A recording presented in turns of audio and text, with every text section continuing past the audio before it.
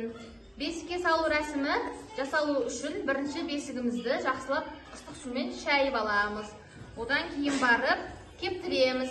Кептіріп болғаннан кейін ыстық пышақпен жақсылап тұрып қаримыз. Баланың қанша бала дүниеге келгені сол қарығанмен санап біледі екен.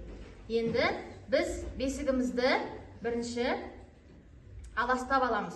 Бәле жаладан алас, ұйқысы тыныш болсын деген ниетпен аластаймыз.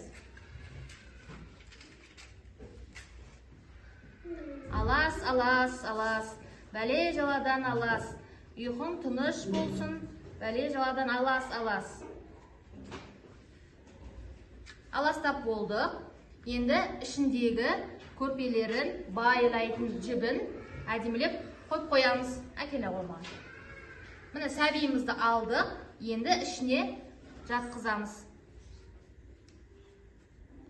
Ішіндегі жөргектерін әдемілеп ораймыз. Белбеулерін байлаймыз. Байлап болғаннан кейін баланың бетін не істейміз? Жауып қоямыз әдемілеп. Міне. Жаптық. Енді баланы бесікке не істедік? Біз бөліп қойдық, е? Енді әлди бөпем бесік жырын айтайық бірге. Әлди, әлди, әлди, ау, әлди, әлди, әлди, ау. Түсіңдер ғой, қыздарым?